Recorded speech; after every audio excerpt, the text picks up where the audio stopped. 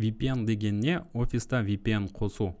Бірден айта кететін нәрсе, VPN-ді қазір бір қарапайым пайдаланамыз. Мысалы, сіз үйден немесе қызметкерлер офиста жұмыс жасайтын, олар үйден немесе шетелде қыдырып шыққанда, жаңағы отпускке шыққан кезде офистағы жаңағы общая сетевая папка ортақ файлдарға, сонымен қатар кейбір компьютерлерге ұзақтан қосылу, немесе 1С серверге осы VPN-ның көмегімен қосылады. Яғни офиста жаңағы негізгі ғимараттың ішінде серверлері, сондай-ақ ішкі интранет, жаңағыдай арнайы бағдарламалары болуы мүмкін компанияның, сонымен қатар 1С сервер болып жатады көп жағдайда, және қызметкерлер соған ұзақтан осы VPN-ның көмегімен қосылады. Міне мына жерде анықтама жазып кеткен екен. VPN деген не? Virtual Private Network. Бұл интернет арқылы қауіпсіз байланыс орнатуға мүмкіндік беретін технология. Ол деректерді шифрлап, қолданушының жеке ақпаратын және интернеттегі әрекеттерін қорғауға бағытталған. Қарапайым тілмен айтқанда, сіз әлемнің кез келген түпкірінен интернет көмегімен офис желісіне қауіпсіз қосыла аласыз. Бір жағынан айтқан кезде офиста жұмыс жасап отырғандай боласыз. Яғни сізде мысалы офисіңізде қандай да бір бағдарламалар, ішкі бағдарламалар, кез келген жаңағы жұмысыңызға байланысты бағдарламалар болатын болса, серверде орнатылған немесе жаңағы офис ішінде жұмыс жасайтын, сіз соны ұзақтан әлемнің түкпірінде интернетпен қосылып басқарып көре аласыз. Сол үшін VPN қажет. Енді VPN-ді осы Википедия парақшасында анықтама берген екен, және төмен жағына түсетін болсақ, міне VPN классификациясы жаңағы ағаш түрінде топология берілген екен. Бұл жерден VPN-ның жаңағы қолданылатын протоколдары, технологиялары өте көп. Соның ішінде сайт-to-сайт VPN, яғни ғимараттар, офистар мен офистарды бір-біріне қосып жатамыз. Көп жағдайда мысалы Астана мен Шымкент, Алматы, Қазақстан Республикасының кез келген қалаларды, офистарды, ғимараттарды бір-бірімен қосу сайт-to-сайт VPN деп аталып жатады. Ал Remote Access VPN деп жатқанымыз бұл жерде қызметкерлер ұзақтан қосылуды айтып жатамыз көп жағдайда. Енді Radmin VPN деген бағдарлама бар. Бұл ұзақтан компьютерге қосылуға мүмкіндік беретін бағдарлама. Ол туралы бізде видео сабақ болған болатын.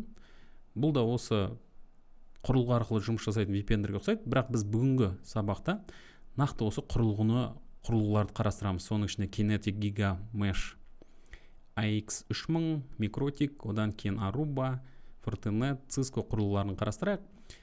Қайсысы бізге тиімді? Міне, жаңа айтып кеткендей, біздің негізгі головной офис деп жатамыз, басты офисіміз болады.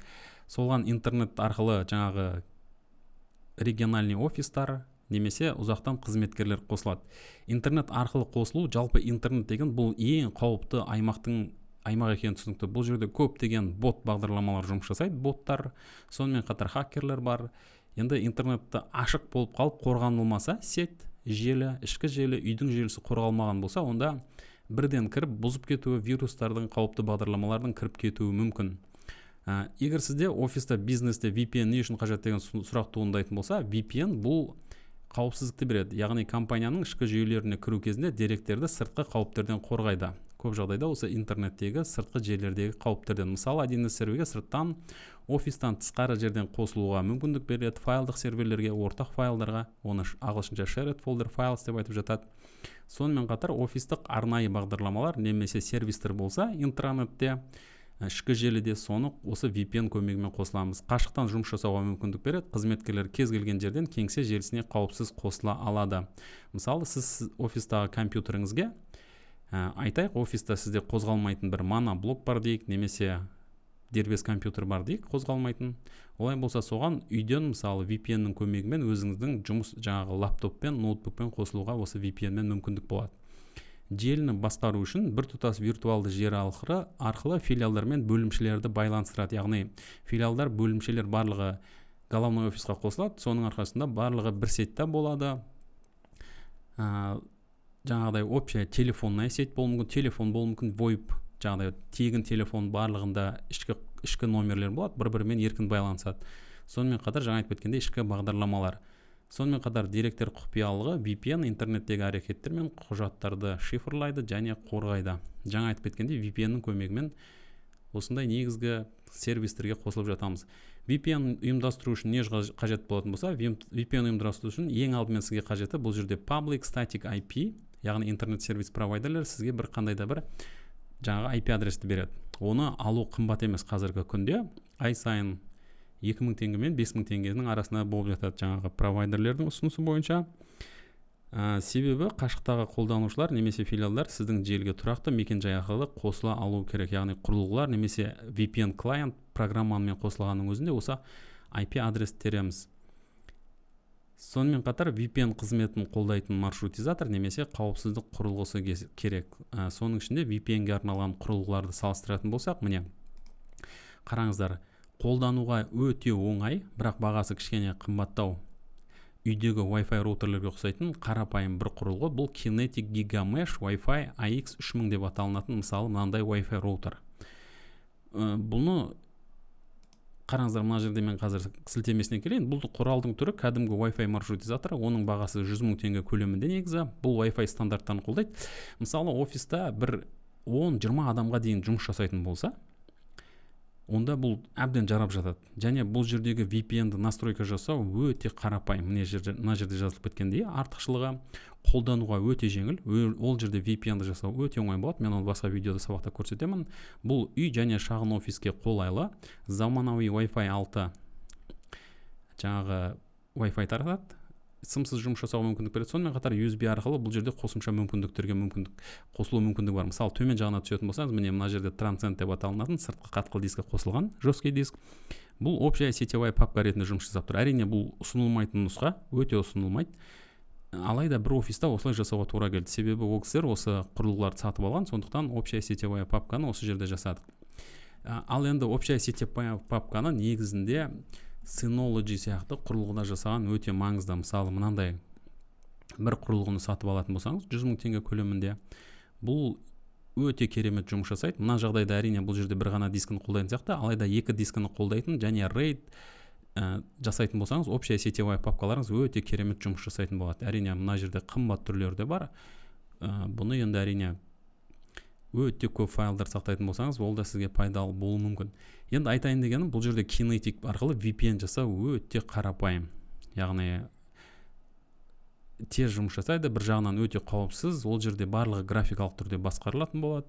Сондықтан өте оңай. Бірақ бұл шынын айту керек, шағын және кіші бизнеске арналған немесе үйге арналған тіпті. Ал енді келесі сатыда бұл жерде Mikrotik-тің құрылғылары. Mikrotik бұл VPN жасауға керемет мүмкіндік беретін жаңағы роутерлер, маршрутизаторлар. Бұл компанияның құрылғылары өте керемет. Міне артықшылығы жазылып кеткендей, бұның бағасы қолжетімді көп жағдайда. Сонымен қатар бұл құрылғыларда қуатты, өте керемет операциялық жүйе, роутер OS операциялық жұмыс жасайды. Әртүрлі VPN протоколдарын қолдайды. Мына жерде жаңа Википедияда көрсеткендей, VPN протоколдарының түрлері L2F, PPTF, жаңағы L2TP, IPsec, SSL, TLS деп жататын жаңағы VPN-нің негізгі түрлері көп. Сол VPN-нің қайсысын сізге қаласаңыз, енді бұл жерде шын айту керек, барлығын бірдей қатты ойланудың қажеті жоқ. Бұл жерде барлығы қауіпсіз болып саналады. Енді кейбір түрлері өте қауіпсіз. Мысалы, анау IPsec өте жоғары деңгейде жұмыс жасайды. PPTP бұл кішкене ескі болғанмен, ол да осы құрылғыларда жұмыс жасайды. Сонымен қатар L2TP, IPsec деген бар, ол да оны настройка жасауда өте оңай.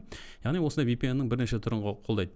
Бұның кемшілігі енді Mikrotik роутерді жаңағыдай маман болмасаңыз басқару күрделірек болады. Ол жерде оны оқу керек, үйрену керек бірінші, сондықтан кәсіби білім қажет етеді. Ал мына жерде Kinetic бұл жаңағыдай интерфейсы, графикалық user интерфейс, үйдегі TP-Link'ті, жаңағы D-Link сияқты роутерлерді настройка жасағанға өте ұқсайды. Өте қарапайым, жаңағыдай ары дәле деген нүктелерді басасыз, сонымен настройка жасалып кетеді. Ал енді Mikrotik-ті настройка жасау кішкене күрделі. Оның бағасы, мысалы, мына жердегі бір модель алынды. Ол 120 000 теңге көлемінде. Бұл RB 401 4011 IGS RM деп аталынатын роутер маршрутизаторы. Сонымен қатар кіші офистарға, кішігірім офистарға мынандай да нұсқасы жарайды. Бұл жерде HEXS деп аталынатын 2025 жылғы соңғы нұсқаларының бірі. Міне қараңыздар, мына жерде SFP порт, оптикалық кабель қосуға мүмкіндік береді. Сонымен қатар бірнеше ішкі желідегі жаңағы свичке ары қарай қосуға мүмкіндік беріледі. Енді орта және жоғары бизнес үшін арналған шешімдерге келетін болсақ, бұл жерде 3 компанияны жеке айтып кетуге болады. Aruba, Fortinet, одан кейін Cisco компаниясы. Aruba-ның VPN шлюздері, мысалы Aruba 99004 Gateway деп аталынатын мына бір Gateway алынған екен. Бұл 637 000 теңге көлемінде тұрады, және бұл жерде әрине тек қана VPN ғана жасап қоймай, ол жерде қосымша функциялар өте көп, және бұл енді шағын және кіші бизнес үшін өте қымбат және қажет емес болып саналады. Бұл жаңағы қауіпсіздікті жоғары деңгейде талап ететін орта жоғары бизнеске арналған. Бұның артықшылығы орта және ірі кәсіпорындарға арналған, қауіпсіздік пен Wi-Fi интеграциясы күшті. Яғни бұл жерде бұл Wi-Fi контроллер ретінде де жұмыс жасауы мүмкін.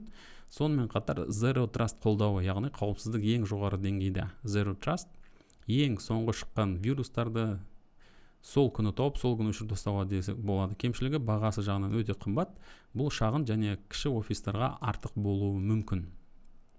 Енді Fortinet әрине түсінікті, бұл тек қана VPN құру үшін емес, бұл жаңағы бүкіл сеттің, бүкіл офис желісінің қауіпсіздігін жоғары деңгейде қадағалау, сонымен қатар қолданылмайтын зиянды жаңағы ересектерге арналған немесе гэмблинг, ойын сауыққа, сондай жаңағыдай қауіп қатерлі сайттардың барлығын бұғаттауға веб-фильтр жасауға мүмкіндік беретін, мына жерде жазылып кеткендей, міне Enterprise деңгейіндегі қауіпсіздік беретін құрылғы.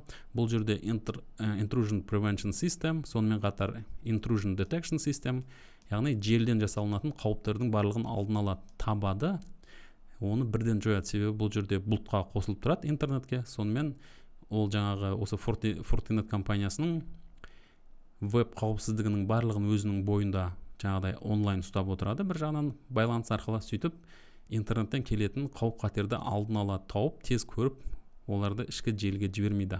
Міне мына жерде жазылғандай веб-фильтринг, бұл жерде жаңағы көптеген сайттарды бұғаттап тастауға мүмкіндік береді. Мысалы, әлеуметтік желілер, TikTok, Facebook, ВКонтакте, YouTube сияқты сайттарды жүктеуге, жаңа жауып тастауға.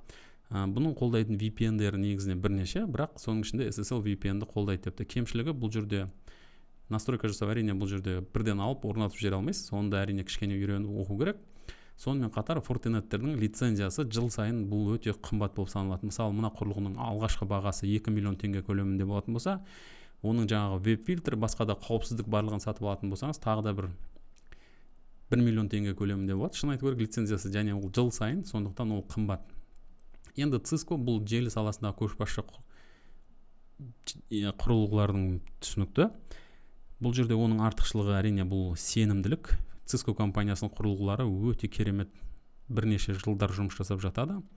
Мына жерде LTE қолдау деген екен, бұл жерде SIM карта арқылы да интернет қосуға береді, мүмкіндік береді. Бұл корпоративтік деңгейдегі VPN-ді жасауға мүмкіндік береді. Бұл жерде VPN қосылу саны жүздеген мыңдаған болуы мүмкін, және бірнеше гигабит секунд жылдамдық, жоғары жылдамдықты қамтамасыз етеді. Бұл жерде кеңейтілген қауіпсіздік мүмкіндіктері бар. Оны настройка жасау әрине оңай емес, бірақ егер дұрыс настройка жасалса, онда желінің қауіпсіздігі ең жоғары деңгейде болады. Бұның енді кішкене кемшілігі деп айтқаны, тағы да бағасы бұның қымбат Cisco-лардың, оның конфигурациясы. Енді бұл жерде күрделі деп жазып отырған себебі, бұл жерде кіші офистар немесе үйдің қолданушыларына әрине бұл құрылғылар арналмаған. Соның ішінде мысалы микротикті настройка жасау үй қолданушылары үшін мүлдем қиын. Енді оған әрине түсінікті, бұл жерде желі мамандары кішкене оқып үйрену керек, одан кейін барып настройка жасайсыз. Енді қорытынды, егер шағын офиске VPN қажет болса, Kinetic немесе микротик жеткілікті, ал орта ірі бизнеске Fortinet, Cisco, Aruba таңдаған дұрыс. Таңдау кезінде бюджетті басқару қарапайымдылығын және қосымша функцияларды ескеру қажет. Енді бір офис осындай Kinetic-ті қойды, және қазіргі таңда олардың ішкі желісіне өзінің жұмысына өте жақсы жұмыс жасап тұр. Бұл жерде 20 шақты қолданушы жұмыс жасайды. Kinetic ол өзінің жаңағы тапсырманы толықтай жұмыс жасап іске асыруда. Сонымен қатар бұл жерде телефонда қосылған жанына телефония жасауға болады. Оны кейін айтсақ болады. Мына жерде енді общая папка, бұл жерде Transcend қосылып кетті. Әрине ол дұрыс емес, бірақ Synology-ді қосу әрине бұл жерде кеңес ретінде айтылды. Енді келесі сабақта мен сіздерге осы Kinetic-те VPN-ді қалай настройка жасайтынын көрсетейін. Олай болса келесі сабақта кездескенше.